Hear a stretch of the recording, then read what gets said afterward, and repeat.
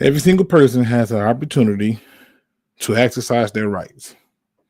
You can exercise your rights to speak. You can exercise your right to think, and you should exercise your right to live. You should want to fight and want to be present for those people who matter the most. Yourself, me, myself, and I. The three people that's always looking for you to show up for them. I know times are difficult. I know times get challenging. I know that there are moments where it just doesn't seem right. It doesn't feel like you're getting anywhere. It feels like times have truly tested you. Let me be the first to tell you that you're not the only one to ever feel like this. You're not the first one to ever think this, but you can be one of many to make the right decision and get help by dialing three simple numbers, 988. With these three numbers, you're able to not only get assistance, but to have someone hear your call. And if for some reason these three numbers don't work, 911 works even better. In case you didn't know, there are many people out there who care about you.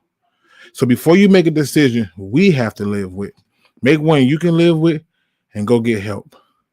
Now let's punch in.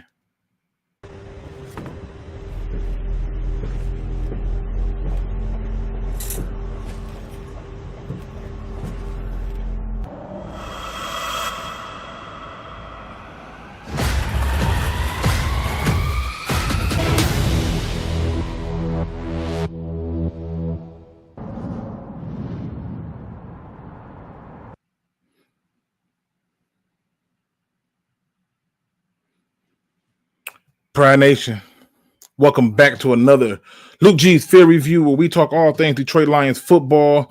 And today we're going to be talking about just that. My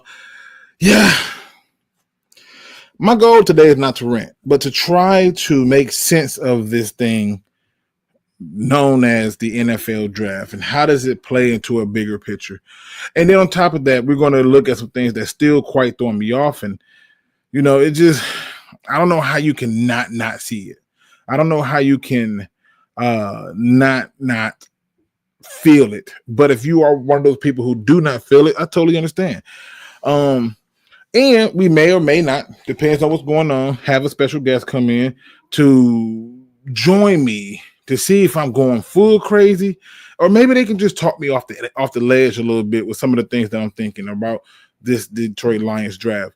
Let's see who's in the building with me real quick. We got my man Looney Tune in the building. What up, though, Looney? We got my man Barbarian Lions 01 who says, shout me out. Shout out to you, good brother. What up, dude? We got Giovanni Lion in the building. We got Marcus Robertson says, what up, though? What up, though? He says, what up, though? Glad you back. Go Lions. We got Crimson Shadow in the building. Perry Ball is in the building. I missed all that Patty Lou. I was just telling the truth. It just kind of snug up on me myself. I wish people, Lions fans, would realize he's building a winner for years, not a flash in the pan team.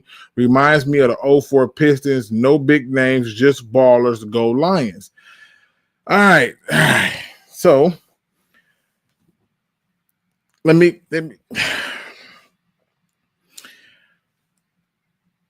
try to work through this. All right. Let me try to process this. I don't see a team that's being built like the 04 Pistons. That's not what I see. Do I think he has done a very good job of adding talent to this team and things like that? Yeah, he certainly has done a very good job of doing that.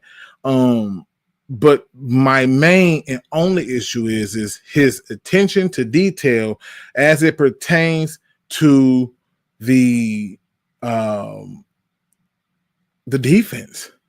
And I know that that's going to go over a lot of people's heads because it's like really, you know what I mean? Like really, like why this? But my bigger issue is we came into a draft that was loaded with defensive talent. We need depth at a lot of positions in the defense, and I can't make sense of how a D tackle is going to do it for you. And it's funny because it brought me to a bunch of questions that I'm going to talk about tonight. And I wonder if people are feeling the same way I'm feeling about these questions. Okay. Now, I understand he's building a winner. Okay. We won a division twice, right? And we made it to the playoffs. And we won a few playoff games. All right. And I understand that we had injuries, right? I get that part too. But I also understand that we can't just overlook some of the other facts. Like, how do you have 7 picks and 4 of them be offense, right? When you truly needed assistance and help in other areas. How does that happen? How do we get to that point? I don't see that. How do you bring back a guy who's injury prone in Marcus Davenport? How do you not go out and add more depth to the defensive end position? There's a lot of questions, but the most important question that I have, and this is the one I want to start it off with all of you, is how big of a Super Bowl window do you think the Lions have and you're willing to give? These are 2 different questions. The first one is asking you, how big is that window? Is it 1 year, 2 years, 3 years, 4 years, 5 years? And how long are you giving them? Are you giving them 1 year, 2 years, 3 years, 4 years, 5 years? I need to know, because this is going to help me understand the thought process with this fan base. It's going to bring everything full circle for me when talking about this fan base. So how far, like when you look at it, how big is this window? You in the chat, talk to me. How big is this window of the Super Bowl that you see it from, as you see it right now? Okay. My answer is very simple. That window is about 2 years. And the reason that it's about 2 years is because I believe you have to beat the best in order to get through the best. And what I mean by that is this. We are not built to beat the Eagles. And if a game were to occur, let's say hypothetically we beat the Commanders, we were most certainly definitely going to lose to the Eagles. And that's where you have to start at. The other issue why I make it 2 years is because just look at the division. They're catching up. They have some sneaky sleepers in there. The little running back that the Bears took out of Rutgers. I mean, if highlight tapes is what you looking at, because I know there's some people who want to try to say, oh, you got to look at all 22s versus the broadcast film. Tape is tape. You see what I'm saying? Tape is tape. There's some people who don't got nothing but broadcast film. Some people not even on the all 22. And the ones who are on the all 22s, you don't have enough focus to even notice them in the all 22s. So what I'm saying is these people are doing good. And if you watch that guy's stuff, he broke the first, second tackle almost consistently every single time. So again, I asked this question. How big is this window? Like, seriously, the window for it has to be in such a way that makes sense. How big is this window and how much time are you giving them? Now, Marcus Robinson, you're right. We still can get us some depth in those positions and things like that. But if I look at the history, just the history of this good person known as Brad Holmes, we done. Yeah, we done. We not about to go out and add anybody else. Okay, until it becomes a dire need. And it shouldn't take that. It really shouldn't be a dire need for us to decide to make that move. And I know that his argument is that, you got to have 2 people to trade. Okay. But at some point, you got to get more aggressive. Okay. So for me, when I get to looking, I'm like, okay, Packers getting better, as Mario Ascareri says right here. They're getting better. The Bears are getting better. The Vikings, are going to get better by virtue of just removing Sam Darnold. Their quarterback now can run. But the window of a Super Bowl, you made it to an NFC championship 2 years ago. You went 15-2 and won a division the next year. Lost the first playoff game. In my opinion, your window started 2 years ago. So that means you got 2 more years because people are catching up. I can't imagine pushing into the third year because this is what's happening to the Buffalo Bill fan base. They're still waiting to break past that certain point, and you have to do something to go after the big bag, the people that you're going to see in the playoffs. Because if they're going to be the standard, get to that level so that way you can eliminate any conflict with the other people. But how big is that window for you? And how much time is you willing to give them? I'm willing to give them 3 years, but I think it's a 2-year window. And I got to give it 3 because I don't think that this season we did enough, which is another question we'll get into in a second. It just doesn't make sense.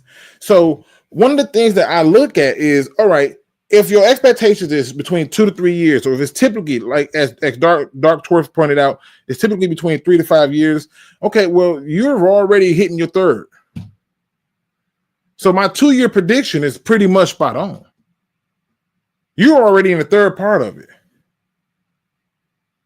And so at that point, the question now becomes, okay, cool. 0-16 to 15-2, and I don't know, I guess the GM needs to do a better job. So we're comparing the 0-16 season to a guy who should have never been a general manager, to an owner who is now passed on to the afterlife, to a whole new regime with new rules and new. Come on, that's it's bigger than that. It's bigger than that. Why we got to go that far back? I don't hear Dolphins fans talking about from 0-14 to here. I don't hear that. I don't hear no other team do that. It's not about 0-16 season. We are so far past and removed past that. That's the least of my worries. I don't even care to think or talk about people like Matt Patricia and stuff like that. I don't care to talk about all those people who couldn't get it done. We're in a position with a bunch of people who can get it done and should get it done. And the truth is we need to be honest about that. Now, my only gripe has been stated many times. They shut my first stream down. I bounced back with the second stream. And today it is to try to have more of a conversation where we can truly explore what happened. What happened? That's what it's about. Okay? Because the things that we're looking for can be evident if we're willing to be honest with ourselves. Now, let's say hypothetically that the season started today, right? Like immediately, because many of you were not, many of you was thinking like, okay, well, what are we going to talk about in terms of this window? Does the season started today? Are the Detroit Lions good enough to win a Super Bowl this year? With what they did in the offseason, this offseason, with what they did in the draft, with what they did with the undrafted free agents, are we good enough to win a Super Bowl this year? That means you're beating the Eagles. Like, that means all things being equal, you're beating them. Right? And again, this is the thing that I want people to understand, because that's what it's about. See, when I look up and I see all these different people talking about have we done enough, they're not saying done enough to do what? Done enough to do what? Like, for example, the best way I can break it down is there are some people who will be like, today's the day I lose weight. I'm going to go for a walk. And they go literally to the corner and back. And that's enough. To do what? Get you winded a little bit? Get a little bit of sweat. I mean, what was the goal here? If the goal is to lose weight, that's not enough. Push yourself and go beyond that. And so my question would be, have we done enough to win a Super Bowl this year? And if your answer to that is no, then you really should be trying to figure out what else can we do. See, the draft is already happening. What other moves can you make? And in my opinion, one can argue that they can easily make a move to trade for Trey Hendrickson, right, from the Bengals. That's still a possible idea, right? What would that cost you? And would you be willing to pay that cost? Right? All these things factor in to, have we done enough to win a Super Bowl this year? Okay.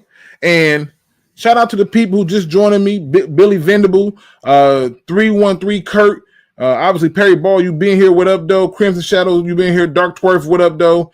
My man Mario's in the building. Shout out to you too. I just want to make sure I give my people they love, right?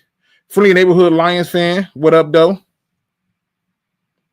But like, these are serious questions we should be asking ourselves. We should be asking ourselves, is this a Super Bowl winning team right now? And could we have done something to ensure that we got a higher chance to win a Super Bowl? Because that's another part of it. We certainly didn't do enough to increase it. I told you yesterday that most people are excited about the draft because they're new toys. Think of a time you got something new and wasn't happy. I'll wait. That's a rarity. You get a new pair of shoes, you happy about it. You get a new coat or new clothes, you happy. A new hat, you're happy. You get more money in your paycheck, that's new, you're happy. You get a new car, you're happy. New girlfriend, new boyfriend, you happy. You get a new dog, a new puppy, a new guinea pig, a new hedgehog, you're happy. When you get new things, you tend to be happy. That's not something that's unusual. That's DNA built into you to remember the good times. But the truly wise ones learn from the bad times. This is why there are certain animals in the animal kingdom, when they make mistakes that they survived and didn't die from, like a cheetah. When a cheetah makes a mistake and don't break his leg, he learns to not run and cut that way. He changes his approach. And so my thing is I'm looking to win a Super Bowl. And I want more real attention to this team. This team had Ndamukong Suh. I'm going to show you how crazy this is. Somebody brought this to my attention. I think that was John Kapler, the bad guy. Shout out to him. This team had Ndamukong Suh and Nick Fairley with Kyle Van Der Bosch and Cliff Avril. And Ndamukong Suh was a havoc. Nick Fairley would do his little part too, right? Cliff Avril would do his part too, but Van Der Bosch was not a good compliment per se. And so you really didn't have the pass rush that you would like to have. And I can go down the list. If you look at the Detroit Lions defensive tackles, with DJ Reader in the lineup and out, with Aleem McNeil, what did that D tackle room rank out of the other 32 teams? This D tackle thing don't move you up no higher. And so these little things need to be addressed. And to kind of point out more of it, like I said, we made 7 selections. Seven selections. I'm almost sure I'm a little bit slightly off on this. And I know that the offseason is not over, but I want to make sure that I'm able to address it. But we also added some undrafted free agents. Now, you made 7 draft picks. 4 out of the 7 were for offense. 4 out of the 7 were for offense. How many, if I said we had 11 undrafted free agents, how many you think were for defense?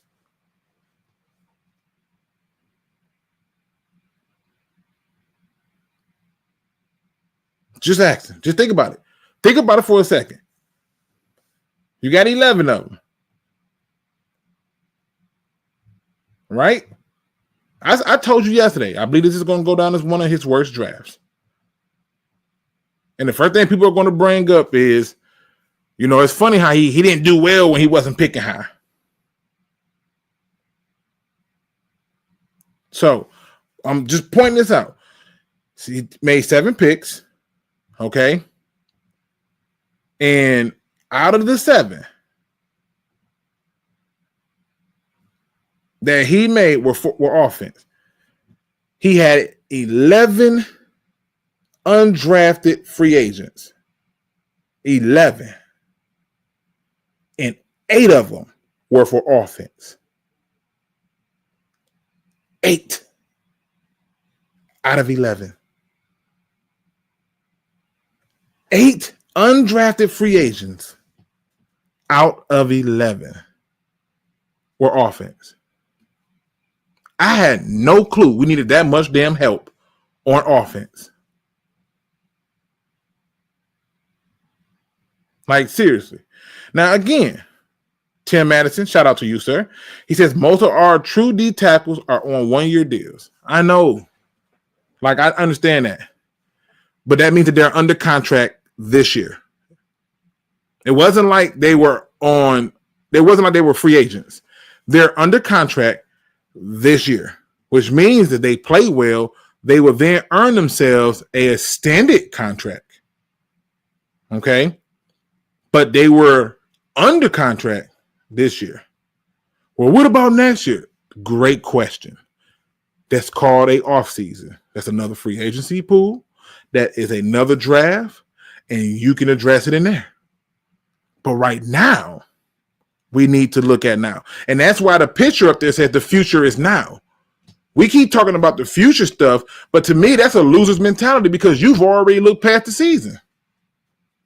We can't look past the season, and we ain't played it yet. How we drafting for people's contract expiring, but like, seriously. And I thought about this long and hard, but how in the hell you take 11 undrafted free agents and 8 of them are offense? On a team that really needs defensive depth. And then I started thinking more about it, right? I said, okay, hypothetically, just, hypothetically. And shout out to you, Mac Walker Jr. He says, for some reason, he thought we were good on defense and edge rusher. Yeah, he thought Marcus Davenport is going to be a good rotational guy, and they're going to limit him. He's going to start, in my opinion, but they're going to limit him to a lot of pass rushing downs, and he's going to be hurt.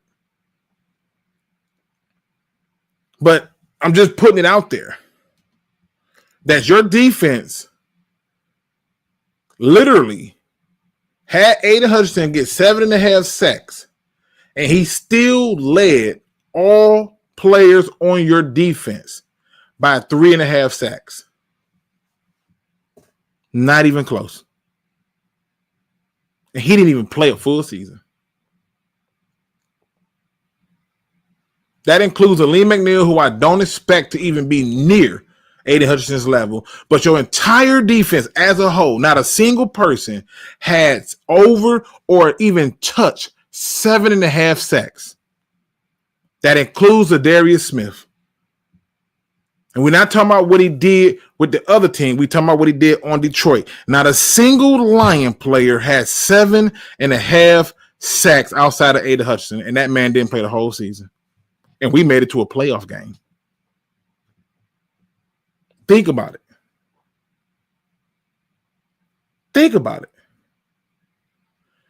Now, the other part is I believe that some of y'all have not truly looked at this team.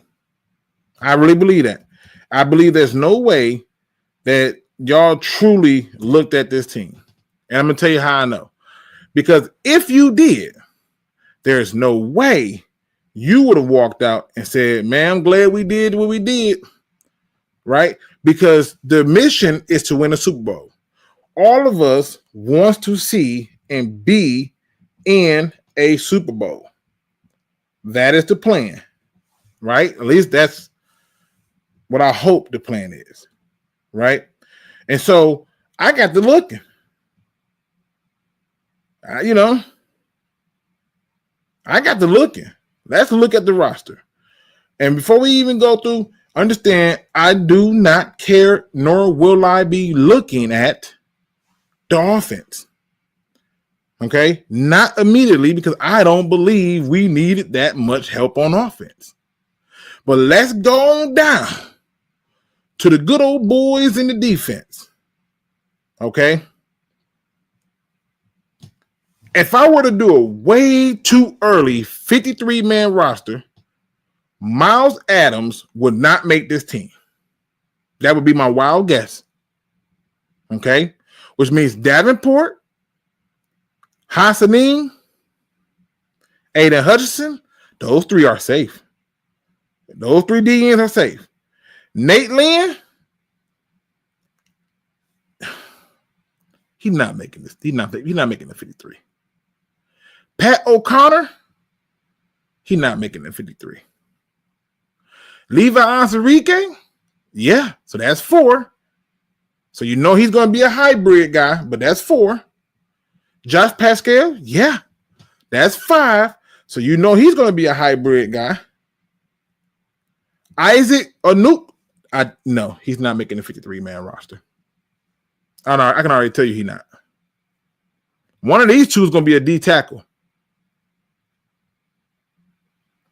So you got 1, 2, 3, 4, 5. Let's go to the D tackles, though. Roy Lopez, he'll make it. Broderick Martin, he should have never even been drafted. And I had to deal with this same thing. I'll get to that later. But he ain't going to make the team. Aleem McNeil, obviously, is there. And we know he's going to be hurt, so he's going to be out a little bit. DJ Reader's making the team. Chris Smith. I think Chris Smith is an interesting pick because I honestly think he's going to make the team until somebody gets healthy, and then they're going to cut him. So 1, 2, 3, 4, 5. Wingo still not going to be on the team. 6. If you were to tell me right now, Wingo still hurt, and Aleem McNeil is out, that's 2. So your 4 is going to be Smith, Williams, Reader, with Levi more than likely being the other D tackle. Okay. With Levi being the other D tackle, I am supposed to believe that this is enough to win the Super Bowl. This is enough to stop the run, to get the pass rush. And when you go and look at the linebackers, a position we didn't even touch. And when I say we didn't touch, let me just show you. These are your undrafted free agents. Offensive lineman, Mason Miller. Never had too many offensive linemen, apparently. Tight end, Caden Pierce-Corn. I hope I said that right. Anthony Titus from Ohio. Running back. Wide receiver, Jackson Minks from Syracuse. Safety, Ian Kinley from Grand Valley State. Wide receiver, Jacoby Kenny James from UMass. Offensive lineman, Leaf Fanatu from Arizona State. Cornerback, we finally got a defensive person. Great. Gavin Holmes from Texas. Edge rusher, Keith Cooper Jr. from Houston. Tight end / fullback, Zach Horton from Indiana. And I can assure you he's more fullback than tight end. And running back, Kyle Rubishaw from Boston College. No linebackers there. And your linebackers are Mishu, Argu, I don't know. Who's going to more than likely be the hybrid Russian dude that they're going to cut. He's not making the team. Alex is making the team. Derek is making the team. Abraham Blueplan probably will make the team, but if I was a betting man, I don't know. I'd probably say no. Jack Campbell's making the team. That's your 3. Deron Gilbert probably should make the team. But I doubt it. Oh, I forget. You know what? I forgot we even had El Kawhi Muhammad. So there go another DN for you. Why they got him listed as a linebacker is a joke. There go your DN for you. Trevor Nowaski, he cut. Anthony Pittman, I think, makes the team. Malcolm Rodriguez, I think, makes the team. And Grant Stewart.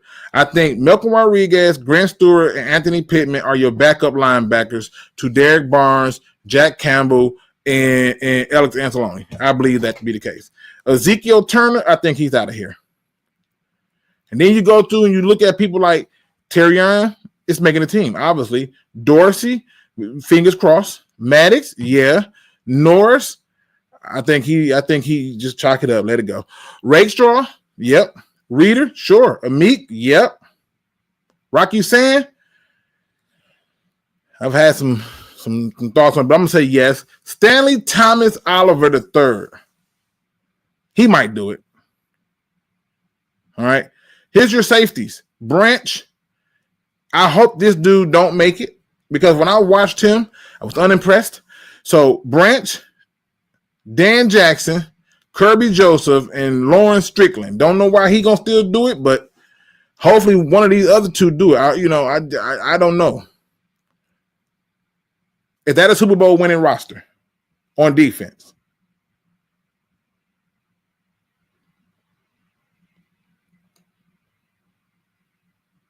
Just saying. Oh, the link coming right now. Trust me, the link is coming. The link is coming. I'm just saying. And again, I'm only pointing these things out because I'm asking you, like, yo, are we winning? Is that a Super Bowl winning defense to you? Is that a team or a defense that's good enough to stop these things? And then again, I just think that on top of that, you know, it's the truth. I hope you don't make it. I'm sorry. I'm sorry. I would love to sugarcoat life and say that wasn't what I was thinking, but it's the truth. I hope he does not make this team. Unimpressed, not buying it. All right. What up, though, Donkey Kong? Brad is the best GM in the NFL. Okay, can we address this best GM in the NFL? How do you rank him ahead of the Eagles GM? Please tell me. Please tell me. Donkey Kong, tell me, how can you rank Brad Holmes ahead of the Eagles GM? How do you do it? Since he's been there, they got what, 2 Super Bowls? How do you rank his GM? How do you rank Brad Holmes ahead of the Ravens GM? They at least been to a Super Bowl. How do you do this? To say he's the best GM in the NFL, how? That's all I'm trying to figure out.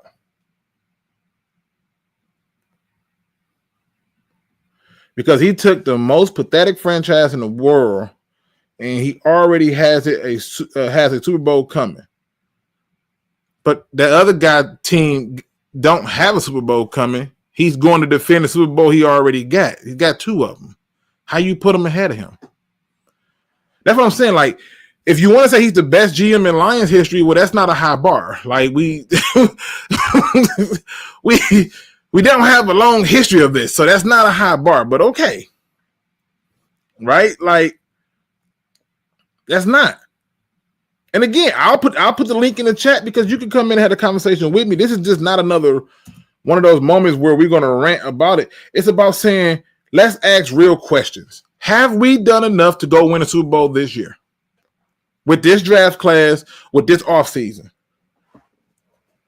If your answer is yes, tell me why. Tell me why. If your answer is yes, that we've done enough, tell me why. Tell me why when you look at this roster that you believe that this is a Super Bowl winning roster. Tell me why. I need people to talk to me. The link is in the chat. The link is in the chat. You want to join in? It's there for you to join in and talk your stuff. But I need somebody to explain how. How? We got my first guest in the building, Mr. Matt Walker Jr. What up, though? What up, though? Talk to me, brother. Like, I need to know, have the Detroit Lions done enough to win a Super Bowl this year? Nope. That's what I've been basing my judgment of the off season on actually, and I've been getting killed by certain networks here on YouTube. I commented the other day, and I was told, I was tripping, and they're tired of hearing about reaching because I was highly ticked off about that wide receiver and as their third pick when you trade up 32 spots when we still need an edge rusher. You still need to address defense, and you trade up 32 spots for a guy that, for your sake, I hope is the next Calvin Johnson or something, because I don't understand trading up 32 spots for that player. But yeah, you let all these pass rushers go by because there was a plethora of pass rushers you could have took a chance on. But you let all those guys go by, and you dress. I don't have a huge problem with like the first pick. All right, I still rather got a pass rusher then, but okay, fine. You want to get a D tackle? I had us get a D tackle anyway, so I'm cool with that. Then you could get a guard. I rather win a pass rusher again, but all right, fine. Where I draw the line is when he traded up 32 spots. That's that was your line right there. Yeah. What about when you drew the line and then he took another receiver after that? I started watching the draft when it got to the 7th. I didn't care. I'm just saying, you got 7 picks, right? You got 7 picks, and if Alex Anzalone goes down, who's the guy that comes in for him? Grant Stewart? Okay, if you feel good about that, great. Let's say Jack Campbell goes down. Who's the guy that goes to the mic? Derek Barnes? Okay, cool. Who takes Derek Barnes' spot? Malcolm Rodriguez, and you cool with that linebacking core. That'll get you there. That's why I wanted Jihad.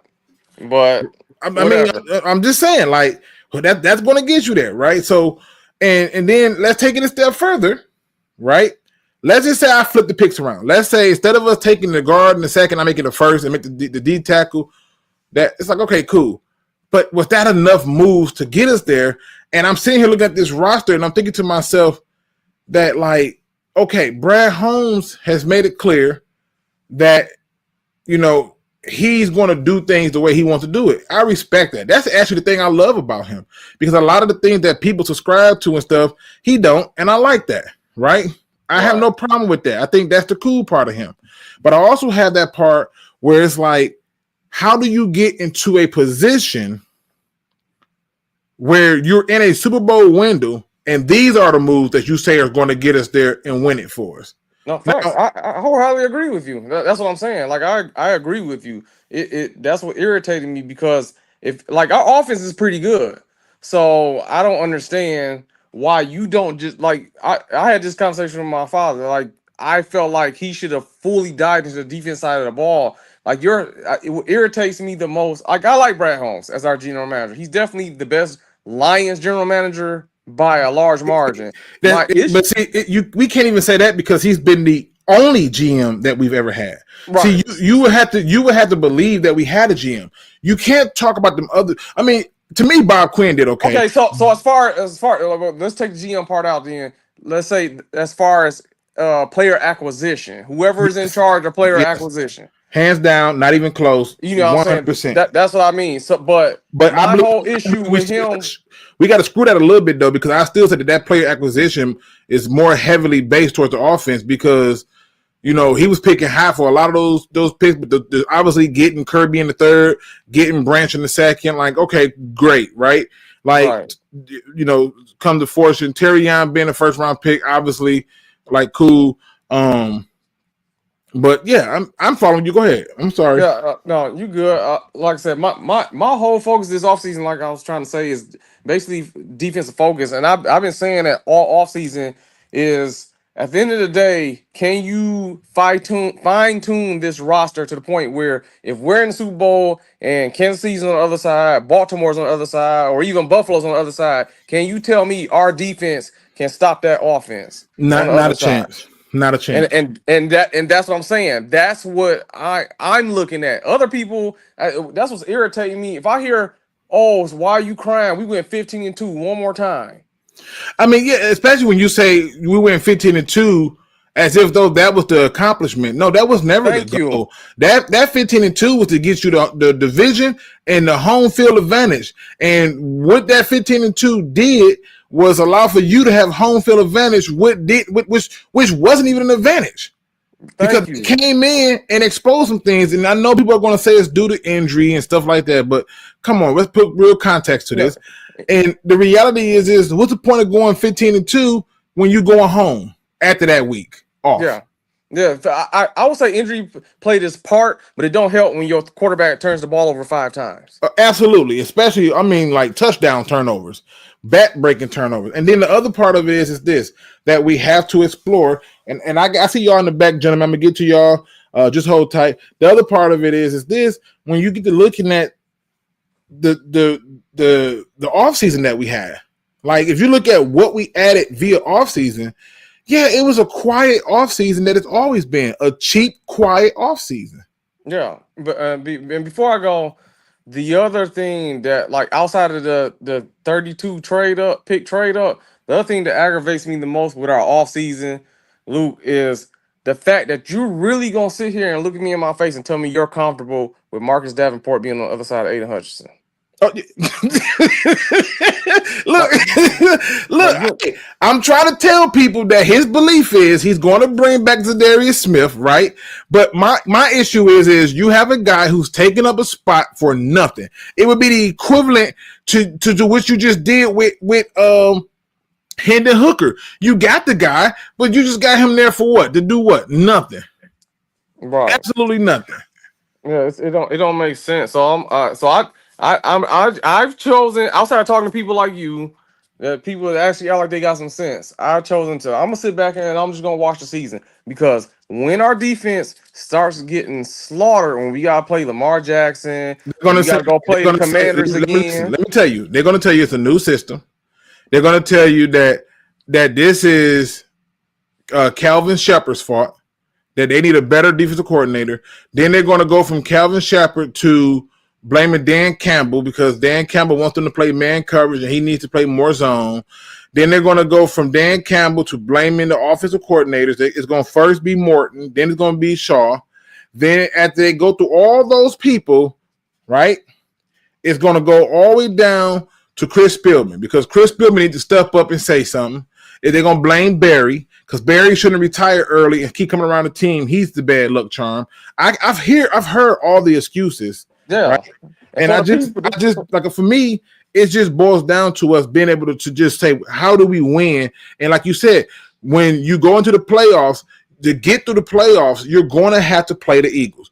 To get through the playoffs, you're going to probably end up having to play the Commanders again. You're going to have to play Jesus Christ. Why am I drawing a blank on the damn team name? The other team that made the playoff, the Rams.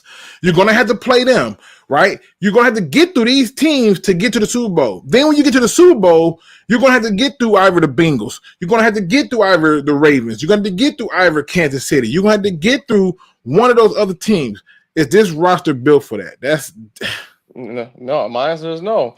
And that's the thing. Like, everybody want to talk about, oh yes, Brad Holmes has made more good picks than bad. But the fact of the matter is, at this part of the development of the team, when it comes to winning Super Bowls, if Super Bowl is still the goal, you have to fine tune what you have. You can't sit pat on your hands and add scrubs and think you're gonna win.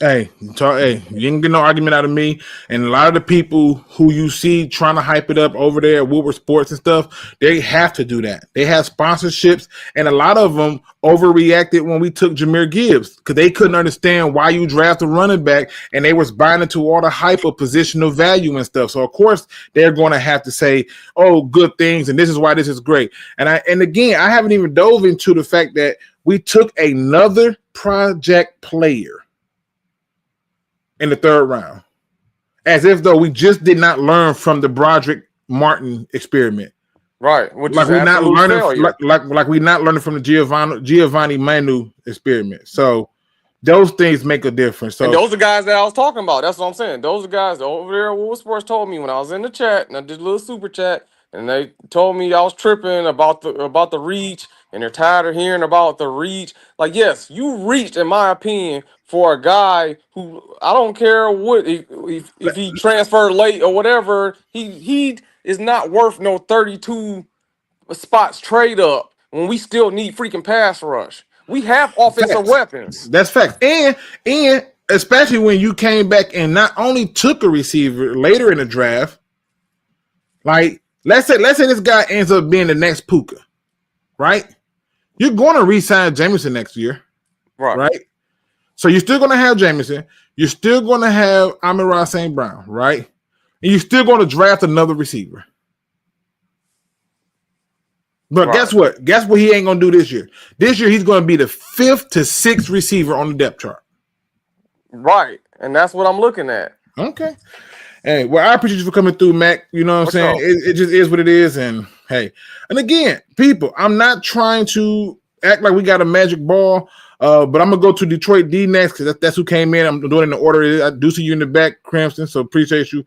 But yeah, I'm just merely pointing out this because this is the other question I want to know is when you look at the roster, though, especially on defense, with everybody healthy, right?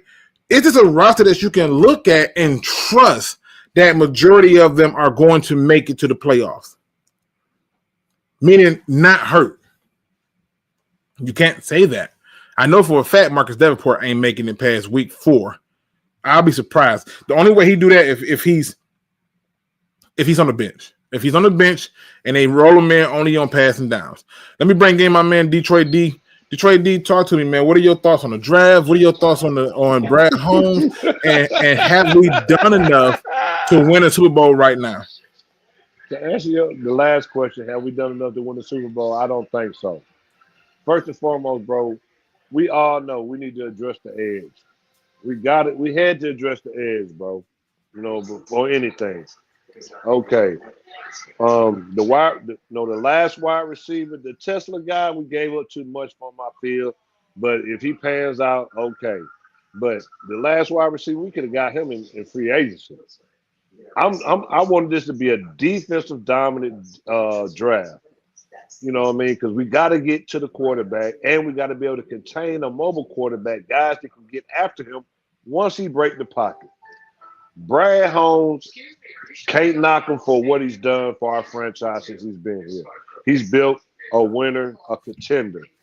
But at the end of the day, I don't want to just be a winner and a contender. I want a motherfucking Super Bowl. I mean, that was the goal, right? That was the goal. Come on, now, Luke. The goal was to get a Super Bowl. What was every scout, prognosticator, everybody on all these sports talk shows, what they said, this was a defensive heavy draft. Why we only get 3 defensive players? And I'm gonna say this though. I'm gonna say this too though, Luke. I love the 2 guards we got. I'm good with the guard. I'm good with the guard. Notice I said the guard. Because I like the guy from Georgia and I like the guy for LSU for depth. You know what I mean? I'm gonna tell you why I don't like the 2 guard pickup, and it's not my issue with the other guard, right? It's my issue that we got 4 out of 7 picks for offense. We should have doubled up on edge rusher. We should have got at least a linebacker, right? And so that's my only issue with it. And I live in Atlanta now. I'm from Detroit. Off 15509 Lauder, you know what I mean? Right off Finkel. But at the end of the day, the young guy we got, Jackson from Georgia, he can play the iffy role, but I don't expect him to play that this year. You know what I mean? He's gonna be special teams, get a few plays here and there, Jackson, because he a headhunter. You know what I'm saying? And he can cover a little bit. He always around the ball. I like that. You know what I mean? But at the end of the day, though, Brad failed us, bro. He really did. That's how I feel, because we needed some. I'd have went 3 edges, so we can rotate, keep people fresh, and get after the quarterback. We can stop the run already. And that's what I'm saying. Like even with Aiden Hutchinson out, we were still stopping the run, and part of it is because most teams didn't even attempt to run on us. They went after the linebackers. Most definitely. A lot of people don't see it. No, it's a passing league. It's pass first, run second. We know the only I don't know how our schedule gonna line up, but we play the AFC North. The only running back we really need to worry about is Derrick Henry in the AFC North. But I'm just saying. I mean, tell the truth, shame the devil, but and then here's the other part of Detroit D that they're not looking at. This person, who I said reminds me of Kominski because he shows nothing but effort on top of effort. I don't care about the numbers. Okay, I made that very clear. BYU? No, Boise State. Oh, Boise State. Yeah, that's right. Boise State. Yeah. So I flat out told people. In fact, if you go and look around, people weren't talking about him. He stood out to me because I was like, oh, that's a lion to core. He got hustle. The effort is there. But I need plays made. Fuck hustle. That's the reality of it. And to be honest with you, this is the bet that he's betting on. If this brother right here ends up being better than my viewpoint of Kominski, then Brad Holmes, Holmes would have won a day. He thinks Davenport gonna stay healthy. His career says he's not. No, there's no way he's gonna be healthy. I mean, 7 years. I would have let him walk and brought in Matthew Judon on a prove-it deal. Come on, bro. Yeah. I mean, we need somebody that can drop in coverage if need be. Judon can do that. Get after the passer. You know what I mean? But what's so crazy is we didn't got the winning a little bit, so everybody want to go ahead and praise Brad and suck him out. Man, fuck that. I want a Super Bowl. I'm with you. I want playmakers. And when we passed on Mike Green twice, I was really upset, bro, because you don't need two big ass edges on each end. Look at Dale. I'm gonna bring up somebody, Elmer Dumasville. He wasn't the biggest guy, but he got after the pass and he was all right against the run. You could scheme your defense to protect them. The Seattle Seahawks tried that. They tried having these two big DNs, and I was like, this ain't it. This is not the answer. And again, this is not me to bash it. It's just me trying to figure out how is our offense how's our offense so bad that we took 8 undrafted offensive players to just 3 defensive players undrafted, and we took 4 offensive players in the draft. Did we not have the number 1 scoring offense in the NFL? I thought we did. At least I know he's in the top 4. So why the fuck we worried about goddamn building up the offense? Yeah, contracts coming up, and goddamn, I put it off to the next year. Goddamn, it ain't like these people are exceptional talents or really stood out like Tesla. Bro, he had what? 30-something catches? Come on, 40. And you know the thing about Tesla that the leading receiver on Arkansas didn't even get drafted. And that's the thing that jumped out to me. I was like, hey, was Tesla the leading receiver in Arkansas? And I went to go look it up, and he wasn't. And then I'm like, well, okay, if the other guy was getting the attention, okay, what did he do? Well, yeah, he blocks. Okay, that's cool. And they but his route running is not where it needs to be, right? Hey, Luke, I'm gonna say this, man. We from Detroit, and Detroit ain't nothing but a dog eat dog type city. If you ain't got no dog in you, you know what I mean? We don't need you. We need a straight up dog or beast that's gonna come in, ball something up, and make something happen, make a difference. That's where we at right now. Our Super Bowl window started last year. That's how I feel. I'm not even gonna go back to when we made it to the NFC Championship. It started last year. So when we went 15-2, you like, hey, that was the window. Yeah, it started then. So we got 3 more years possibly. Come on, man, stop playing. Let's get something going. You can you can cut. Man, come on, bro. You can always I really felt like we gave Kirby too much money because guess what? I love Kirby. He a great center fielder, but he don't tackle no goddamn body. I give money to Branch. Well, you brought me to my next point, which was this list of people that they brought in. Tesla's on there, right? And if you start to go through how many people they got off this list, 1, 2, right? You just keep going down. Yeah. And you keep going. Right? Like you just look like Can't some of stop these people, trolling. some of these people he brought in, and some of them, some of them got drafted, and Brad is a victim of falling in love with players. He don't know how to get off of them, bro. We need real difference makers. We are in a Super Bowl window. And that's the first time in my lifetime, and I'm 53 years old, bro, that I can honestly say that. So what is he doing? I wanted more, and I expected more, and I'm only asking the question because I want to know if what we're doing is going to yield us the result that fans want. Fans like one of the things I have stuck in my head. I'll never forget this. I can remember certain moments in life. I remember when the Pistons beat the Bulls. Mm-hmm. And it in Detroit when they won, it sounded like New Year's Day with the amount of guns shot in the air and people celebrating, everybody walking around with the Bad Boys shirts on.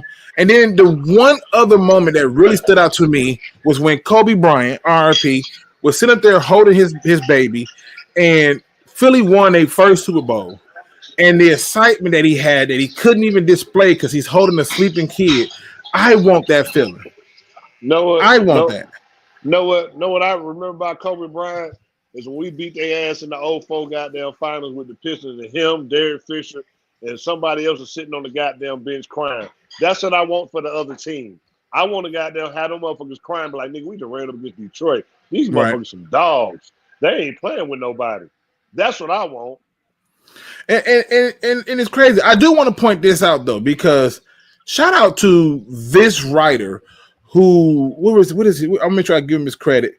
Where you at? Max Gerbert, who said if he just did a 7-round mock draft based on players who visit Detroit, I believe he would have been right about this pick had he made it down there to us. This pick, I think he would have been right about because we would have had that other tackle. Yeah, I don't think we would have ever took the safety, so that's there. But look who we had there as a 4th round pick, and we just moved up in the 3rd. And he says here, Detroit could benefit from a big, bold possession wide receiver on the offense. Tim Patrick won't be around forever, and it would help to have his replacement waiting in the wings. Isaac Tesla, 6'4", 214, fits fits the bill nicely. Says he shines at the combine and earned himself a 9.96 RAS, making him one of the most athletic receiver prospects ever. Yeah, but the film don't lie. Listen, this film don't lie. He made a few plays. He seen how he can track the ball. But at the end of the day, I think Brad really fell in love with Tesla because he's great in run blocking. He's a big body receiver, and he think he can develop him. I'm not gonna say that they can't, but I wanted defensive players that's gonna come out and do something, bro. We in the window. Yeah. We need dogs, man. Yeah, we got enough flags. We need dogs. That's what Detroit is. We're a dog eat dog type city, bro.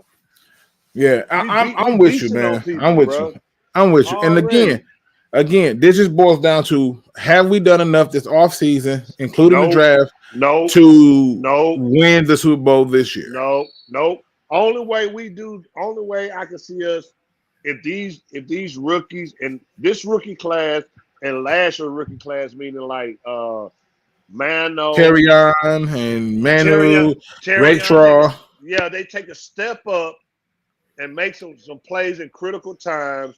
That's the only way I see it, bro. If not, we're going to have another good season, win between 11 to 13 games, and maybe make it to the NFC Championship and get our heart broken again. Hey, I appreciate you, brother, for coming through. I want to give somebody their time to shine, man, and talk their stuff. And so stay tuned, man, and appreciate you for rocking with me, Detroit D. Already, anytime, baby. For sure. I mean, look, y'all not going to get too much argument out of me. Like, it boils down to, are we a Super Bowl team right now?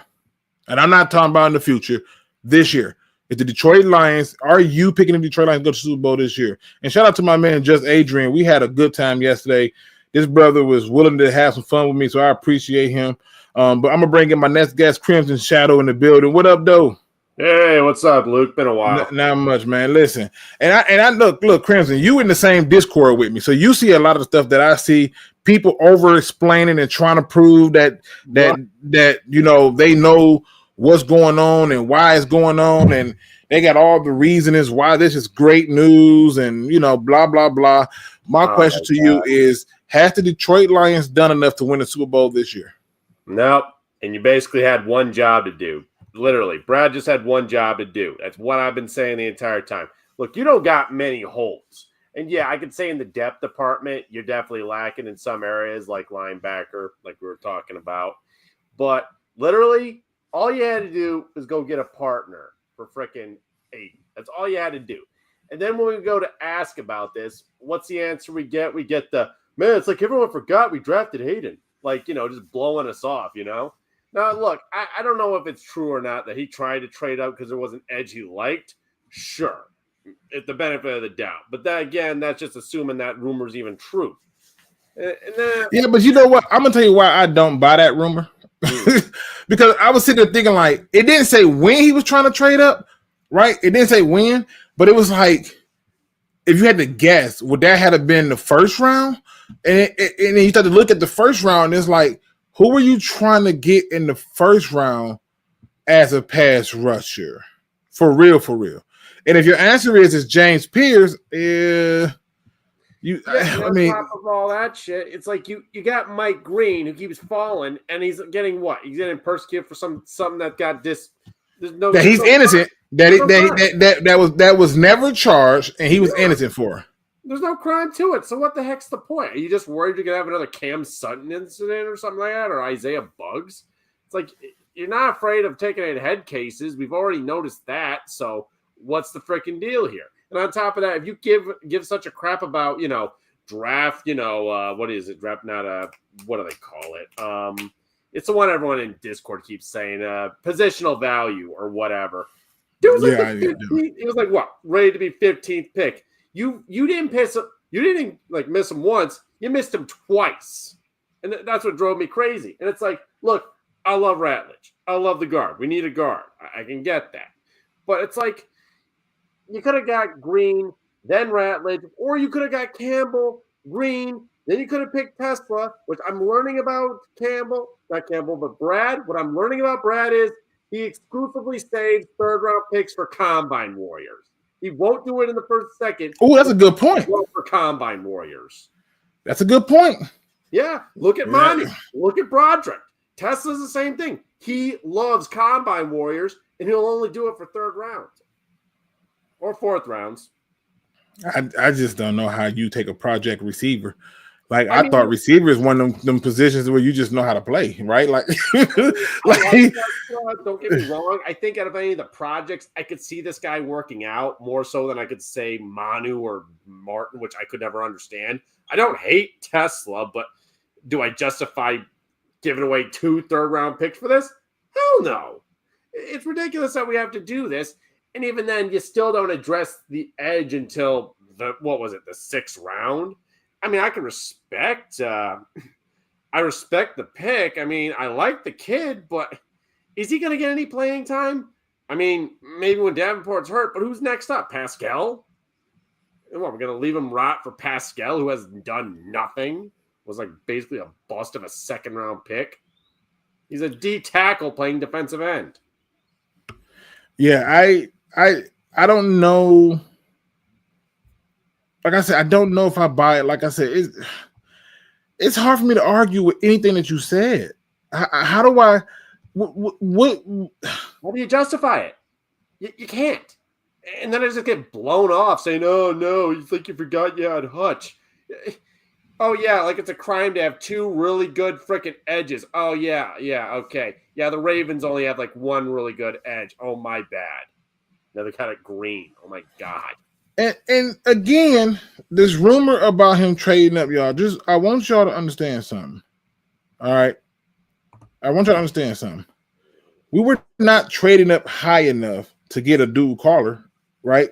So I know there was an article that came out that said Brad tried to make 40 trades, and I'm like, okay, that's cool.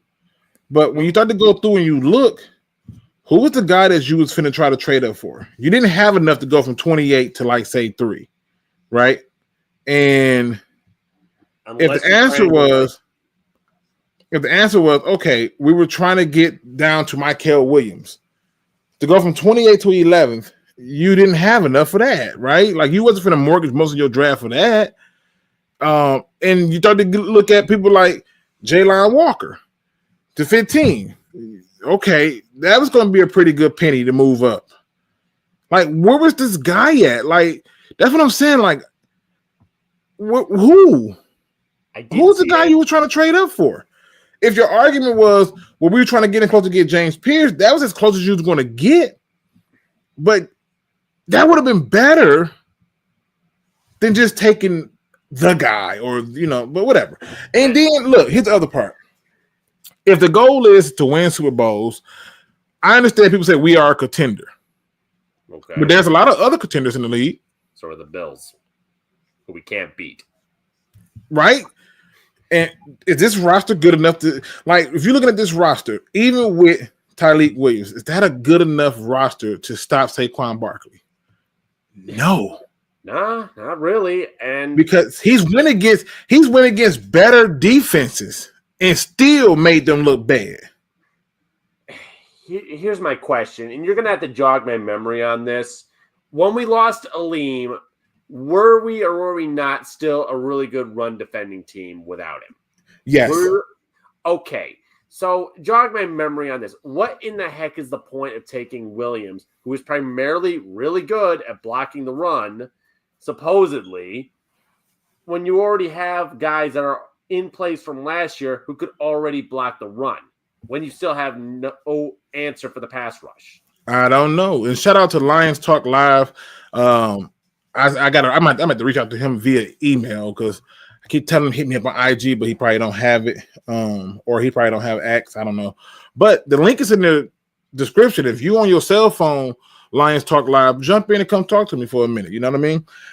But yeah, so just putting it out there. But that kid was driving me freaking crazy yesterday with talking about Tyleik, saying they never let him use it. They never let him play. He's got more athleticism. The kid yesterday kept saying that they never let Tyleik loose or whatever.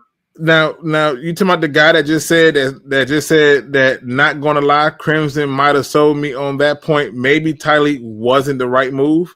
I don't get it. Like you said, there was already people here who could stop the run. And again, it's not just I only did this for a day too because I know that there was a lot of people who didn't get a chance to jump in and talk about it. The YouTube police shut me down. And again, I'm not looking to tell people that, hey, this is just an absolute mistake of a draft. Everything he did was just absolutely wrong. What we are arguing is not that everything he did was wrong, but more so, hey, in a Super Bowl moment where Adrian Peterson can be on the other side, most teams are not looking to attack us in that light. And when you go through and you look at it and say the Commander game, they wasn't looking to just be like, let's run the ball down their throat. They were passing and attacking the linebackers. And yes, I know that we had some injuries at the linebacker position, which I totally understand. But you didn't draft the linebacker, so that's a conversational point for me because you didn't draft the linebacker. And then I know that you go through and you look at some of the other games, right? Like, because I believe that sometimes the history will tell you itself. You didn't touch this quarterback not one time. They touched you twice, and one of them forced a fumble. The other one scares you to have past dead to throw a pick six. And that's probably why we drafted the guards like we did, because like I've always said, if that O-line is not a top 5 O-line, you ain't winning anything because Goff ain't getting out the way. He's probably the most klutzy QB I've ever seen. Boy, that's rough, man. I'm wrong. He is a awkward dude. Oh, that's like Bernie Kosar looked like he's athletic. That's rough, man. Why you do that to me? I'm sorry, man. You see me in Discord. I'm not the biggest golf guy in the world. But I don't again, hate him, but I don't buy into it. and again, I want people to understand something. We sacked Baker Mayfield 5 times. Goff still served up the interceptions, right? And threw the ball 55 times in the game. That was one possession the whole time. But more importantly, what I want you to understand is we sacked them 5 times, right? Mm-hmm. 4.5 of those only came from Aiden Hutchinson. The other half came from Levi Onwuzurike. Honestly, Like I want you to let me make this big so we can really dive into this. This is against a team that we lost to, the Buccaneers. 4.5 of those sacks came against Aiden Hutchinson. Came by Aiden Hutchinson. One was against Levi Onwuzurike, right? 5 quarterback hits were from Aiden Hutchinson, right? And that's with him going against the backup to the backup right tackle. That wasn't Tristan Wirfs that he was going against. That was the backup to the backup right tackle. Yep. Okay. And they had another backup offensive lineman in at the left tackle spot.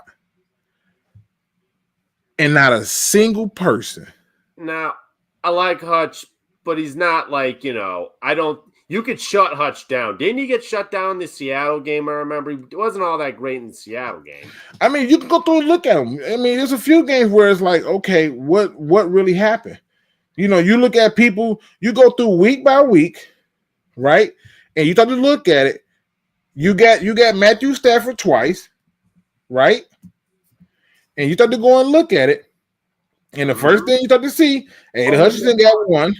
Oh, yeah, you're right. Their whole freaking O-line was freaking banged up. And who was it? Our old freaking guard became their center. Yep. Yeah, I remember that. Yep. They had to move Jonah Jackson to center because they had so many injuries. And you got to him only twice. And you look at the number of quarterback hits, it only came from Levi and Hutch. Now, Pico ain't here no more, and I don't care about his one tackle. Right? Marcus Davenport got a half a sack. He got 4 quarterback hits, and then he was done for the season. That's how I kind of remember it in my spirit. I remember his injury. It was against Atlanta. You remember he got his hand, one of the players chopped at his freaking wrist and broke his wrist. It was bad. That looked painful. I mean, it was a simple chop, nothing special, nothing new, nothing outrageous, right? Like nothing to do it. But then you go over here, and I'm telling you, like, let's say this is your chance to win a Super Bowl. You somehow had a roster to make it to the Super Bowl. Now, most of y'all are going to say, well, we at least put up 42 points. Great. We know that the offense is about that. We know that. But you never touched that quarterback. Not once. He just got out the way. You never touched that quarterback. And when you look at quarterback hits for the Buffalo game, like it's 3 as a team. That's not. That can't be right. We had Zadarius Smith finally, or was that still in the process of getting? Zadarius Smith was here. I'm almost sure he was here because this is later in the season. Zadarius Smith had 1 tackle, no quarterback hits, no tackle for a loss, 1 tackle, and again, like 3rd down, they were 5 for 10. Right, we were 6 of 13. But the difference is that. Of course they were going to be that. It's Josh Allen. He does that from time to time. He overslings it, underslings it, it happens. Right? And because Josh Allen was getting off, the rest of the run game started opening up. So you gave him 197 yards rushing. And that's a game where you had brought in other linebackers to help. You had a Carlton Davis. You had people out there who are still on this team right now. And Aleem McNeil was out there. I'm almost sure that this might be the game he got hurt. I'm pretty sure. I can't remember right off the top of my head. But, have we done enough to just be a Super Bowl team right this year? That's the question. I just don't see it. That's just the thing. Any of the teams that are going to be similar to like the Buffalo Bills, similar like the Commanders, similar like the Ravens. When's the last time we beat the Ravens, for God's sakes? Last time we faced them, they blew us right out the freaking water. Well, we should have beat them that one time, but when you get an angel's kiss for the ball to get over there, that changes it. That was insane. Oh my God, that was insane. Freaking just breaking a record. That's the most Detroit Lions way I've ever seen to lose. And my base makes the point. The defense is not good enough. Honestly, what this draft tells me is Brad is sold on the whole idea that it was just injuries that what held him back. I'm convinced he just drafted what he drafted built on the depth of the team. You don't even got to be convinced. He's flat out said it. Oh, because we had injuries. That's why, right? It's like it was even worse than that. We kept clamoring, stop going after injury-prone players. And everyone's like, well, it's football. Everyone gets hurt. Not as much as Davenport. Right. Yeah. And again, I just want to know how bad was our offense for you to make between draft picks and undrafted picks for you to make a whopping 12 picks of offensive players to a whopping 6 defensive players. Like, how in the hell did you get that many people and thought we need more offensive help in depth? Unless he thinks that freaking Tesla's going to ball out to where he's not going to need JMO anymore, where he's going to try to trade JMO or something like that. No, that's not it. You know what it is? That's not what it is. He's hoping that Tesla become a deep threat slot receiver like Puka Nacua. And let's just say he do. Right? So what? He do. Who cares when the opposite quarterback can rush for 68 yards? I mean, look, Jared Goff, when he's on, he's on. But when Jared Goof happens, Jared Goof happens. I don't care how many weapons you have. When he goofs up, if you don't have a run game for Jared Goff, you can't rely on him to throw it every time. Eventually, he's going to do something really goofy. It's just a matter of time. He's great at play action. I love him for that, but oh my God, the last playoff game, it's like, and the Buccaneers game just shows that, say like freaking LA Rams, Jared Goff is still in there, and you just got to be cautious when it is. And when it's like, no, you should be running the ball instead of making them pass 50 freaking times, Ben Johnson. Yeah, like we talk about our injuries, and we caught some people early on who had some significant injuries too. Like I said, one of them we lost to, the rest of them we worked them out. Right? But I want a Super Bowl.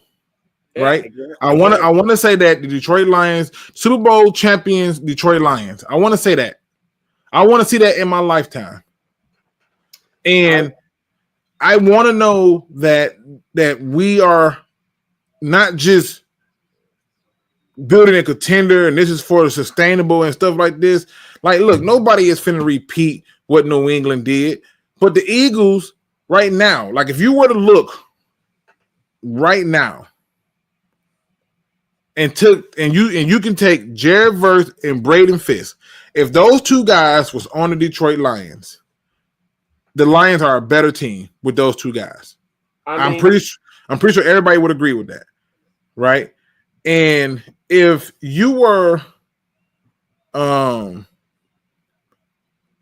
just look at it right now as it stands with the addition of Tyleik Williams, are they a better team? I don't know if I say he does that. Because I know with Braden Fisk and with Jared Verse that they can play the run and get to the quarterback. And they can do it consistently in high single digits or at least double digits. Perry here is asking a dang good question right here. I think that's really going to depend. That what he just asked right there, that's really going to depend what we see. If the Lions don't make the playoffs, you have to put it into the context of what happened throughout the season, right? So yeah. I don't just go out and blindly blame people and stuff like that. But if you're telling me that the defense is struggling, which I expect for the defense to struggle because I believe what Aaron Glenn did was that special. Okay, that's what I believe. I believe what he did, what he built, and how he can get it out of them was that special. I believe that Kelvin Shepard will have some early success. He will have some spurts where he has some success. He will have some moments where he has some success. But I think ultimately what happens is that defense gets exposed. And I think that I have to look at what happens. And if I go through and see what happens, and I can see the little intricacies where it's like we didn't have enough talent here, we didn't have enough talent there. When I started talking about talent, that goes to the GM. When I started talking about, that was a dumb play call, that goes to the coaching. When I started talking about why are you in that position, that goes to the player. So I'll put it into the context, right?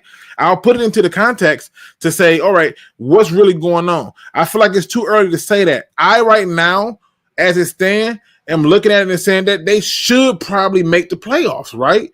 But if they don't, the first person that's going to get blamed, and I'm telling y'all right now, you heard it here first. The first person that's going to get blamed is going to be Dan Campbell and Kelvin Shepard.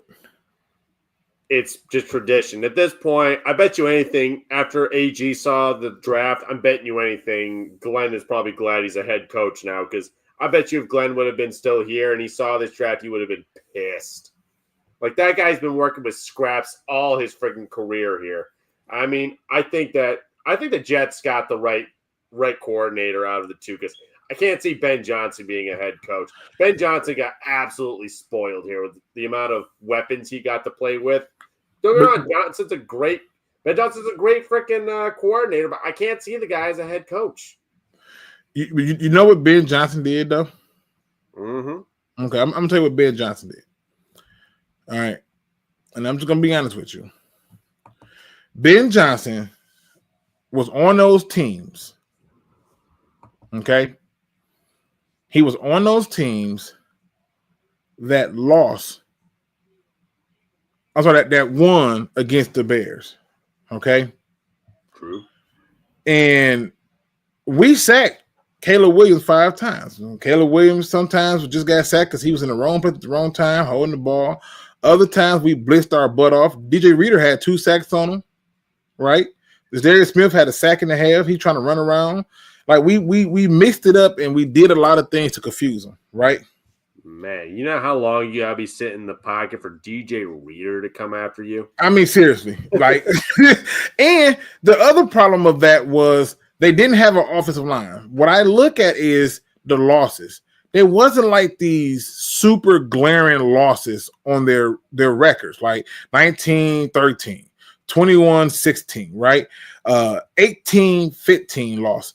The 29-9 loss is probably one of the worst of losses, but 19-3 loss against the Patriots is one of those like kind of losses, but 19-20. This is just your division. 19-20. 30-27, 23-20. Then when you start seeing scores that close within your division, these games are not that far off. 6-3, right?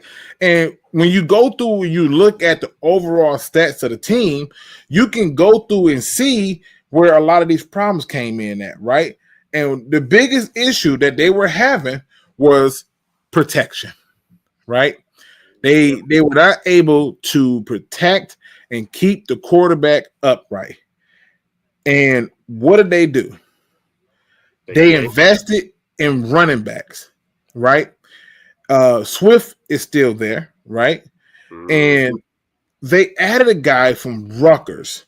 This guy here, Kyle, whatever his name is, I'm telling you, go look at it. He's going to be a problem. I'm telling you right now. Dude, what drove me crazy is they took the defensive tackle I wanted. I would have liked Shamar Turner over Williams. I'm sorry. Even though freaking Foco's telling me no, I'm like, no, I'd rather freaking Turner than I would. There were some D tackles that I thought you're going to get the same production from, and you didn't need the first round pick for it. And essentially that's what it's going to come down to. Same results. But look at this. I'm going to tell you the pick that I don't think people on the Lions realize is more scarier than it thinks. All right. So they already had DJ Moore. They already had Ramon Oduzzi, right? They already had that, right? They have certain people on their team already that you're like, okay, cool. But this brother right here, this Luther Burden that they drafted, he's a burner, ain't he? He's a tactician to me. Like the way he sets up people for when he want to catch a pass, his route running, he's going to be a problem. He's going to be he. When I watch him, I saw a glimpse of a guy who looked like Terry McLaurin. Like he's going to be a problem. And here's the other issue, right? Because this is the thing that people are not looking at. They have the tight ends. But they went out and invested in their weakness, which was the offensive line. They made significant moves and brought people in to help ease the move. They go out and trade for a Joe Tooney. They go out and get a Jonah Jackson, right? And they're trying to address these weaknesses that are on their team. Right. And then you go to the defensive side of the ball. One of the guys that I wanted last year was Austin Booker because I'm like, hey, we needed an edge rusher to be, complimentary. Now, what we took, I'm going to just leave it alone, okay, because I'm getting mad thinking about it. But that's not the point. They were doing things to add weapons to their defense to get at you, and they were already in games with you. Right? They were already in games with you. Like, I don't know. This division is going to be absolutely so effing tight, dude. I'm not sleeping on the Bears this time, dude. And on top of that, it wouldn't shock me if we didn't win this division. Don't get me wrong. I'm not worried about the Packers so much. I don't know what to make of the freaking Vikings with JJ. The Bears are starting to look damn good, and I don't like it. But it's going to depend on how Ben Johnson coaches, too. That's another thing, how he runs this. Because there's some teams out there with really good players that can't coach to save their soul, but I know my luck. No, I totally get it. And again, we've been on for almost an hour and a half, so I'm probably have to get up out of it because I do get up kind of early. But shout out to just Adrian who said that might be the worst attempt at pronouncing Rome Odunze's name that I've ever heard. I thought I said it right, Rome Odunze. I think it's a Doomsday or something like that. A Doomsday? Well, hey, if you know anything about me, you know I'm gonna botch your damn name. You know I'm gonna do it. I'm sorry, not sorry. Hockey, dude. All right, but again, it's not about that. It's about have we done enough to be the Super Bowl? Will we look back at this draft and say that this was the best draft that he's had, or would this be the draft that you look at and you're like, wow, we really missed some things. Like we've made some mistakes. And again, I'm gonna tell you right now. Even if the receiver that we brought in ends up being, I don't know, Puka, he's not getting in the game like that. Right? Even if Hassan or Hassanin, I should say, however you pronounce it, from Boise State, even if he ends up being good, he's not starting at the other pass rusher spot, right? Mm-hmm. And one thing that they're not talking about with him is he's able to play inside and out. So I love that part of it. But I'm just saying, even if that happens, he's not a starter. And you essentially came out with 2 starters and a bunch of backups and a project player. That seems to be what they gave you, man. It kind of reminds me of what year was Aiden Hutchinson's draft? It kind of reminds me of that draft almost, to where it was just kind of a lot of filler players after Hutch.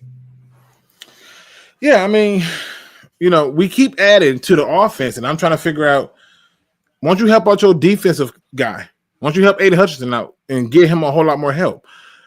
My biggest thing is this. I really hope that after this season, he feels or he's given the green light to just, take a swing and say, look, I know you're trying to manage cap space. We got the core people saved.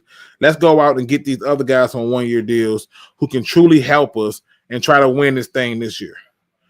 Unfortunately, I'm starting to get to the point where I'm getting nervous about the idea that Jared Goff can win the Super Bowl here. To be honest with you. And so all of those things are starting to play a part in it. I I mean, unless somehow Hooker is like some sort of plan B that they just keep as a trump card in case he doesn't work out. But I don't even know what the point of bringing in Hooker was. No. Like, I thought that with this weak freaking QB draft class, it was going to be like, okay, we're going to dangle Hooker and maybe, move up a spot or two. I don't know, throw a couple picks in there with Hooker and maybe, a team like the Steelers would bite. I don't know. That was a thought, but, I don't see them using him. I mean, he'll be great to watch in preseason again, I bet, but. And it's frustrating. Well, look, people, we've been on for an hour and a half. My guest who showed up, who came to the chat. Shout out to you guys for coming. My original guest told me that he had some things he had to do. I totally understand. Hopefully I can get with him tomorrow, just to kind of break things down. But like I said, I wanted to kind of touch on looking at those undrafted guys. I wanted to kind of how would you have felt about us taking Shedeur where we took Tesla? I didn't want a quarterback at all with that pick because we didn't need it. Yeah, we're never going to use him. We don't even use the guy that we got, and I absolutely love Hendon Hooker. And I'll be the first to tell you that Hendon Hooker's a better quarterback than Shedeur Sanders. Yeah, I wouldn't get the idea of bringing in Shedeur when we weren't even going to use Hooker to begin with, unless we're trying to use it as some sort of trade bait. But if they weren't going to take him in the draft, then they sure as heck ain't going to trade much for him. Yeah, it's just frustrating. Like, I get it. Crimson, appreciate you for coming through. I want to get a final thought so I can prepare myself for tomorrow morning. Brother got to get up real early. To all the people who came and listened to me and had the conversation, joined the conversation, that got a chance to get their thoughts out, I appreciate you. Tomorrow, though, I'm just going to tell you right now, it's going to be more about explaining how these picks are going to be utilized on our team, and more about what we should really expect from these players. And it's more about what moves are left in free agency that they can still make that is not being talked about. So those are some of the things you can expect tomorrow, amongst other things, which are questions and y'all joining the show and things like that. My goal is to make sure that we're being open and fair about it. But the reason that it required this level of attention is because it is frustrating. It is very frustrating when you know that you are close and things are not quite lining up to the way that you would love to see them line up. So I get it. So it just is what it is. So Crimson, do you want to give a final thought before I get into mine? Well, I mean, it's great to have you back, man. I know you've been saying you've been busy I can only imagine all the stuff you're going through right now, but it's great to see you're back and doing well, though. And I hope everything's going good. I know you're saying you're like trying to get a business started and whatnot. I hope all that's going good for you. Hey, I'm working on it. It's like to all my entrepreneurs out there and the people who are truly running a business, man, kudos to you. Hats off to you. If people knew how much time, energy, and work that's put into it, they will have more respect for it. Your prices are your prices, and I respect that. Yeah, man. All right. Listen, this quote, I don't even know how this one came up, but this was a good one. It's simple. It says, "Seeing yourself outgrow the old you is a blessing." Let me get into this one. Let me bring this thing up a little bit. I want to make sure we can see this. Seeing yourself outgrow the old you is a blessing. I know right now that it seems like it was not going to be that, but every little step that you take makes something different about you 100%. What up, though? I want to give my good brother right here, LKO Ellen, a shout out and some love. What up, though? While we get into this final thought, but seeing yourself outgrow the old you is a blessing, because some of y'all are afraid to shed your skin. And when you think about it, they know what snakes do.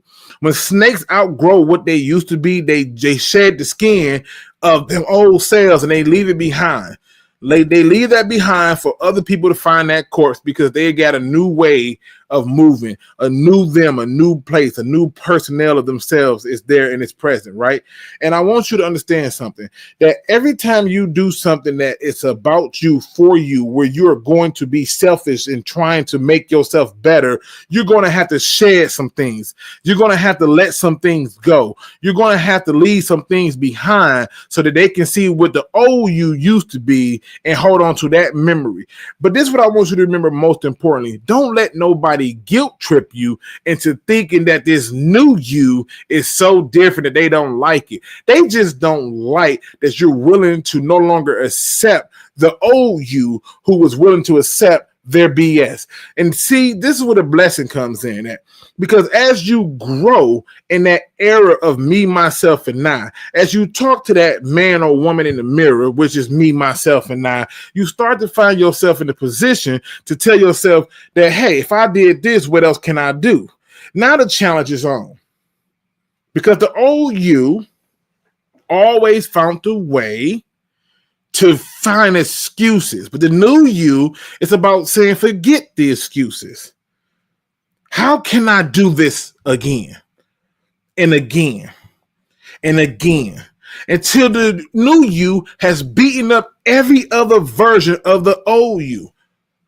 If you ever seen a movie called The One with Jet Li, it's a very good movie. It's exactly the same premises where he goes around from place to place, taking out each one of himself because there could only be one. There's another movie similar to that in Highlander, but the difference is they wasn't battling themselves. He was. So I say to you today, when you start to see the change in yourself, don't give up. Don't look back. Don't listen to criticism. Don't listen to critics who are not prepared to lift you up in the new you.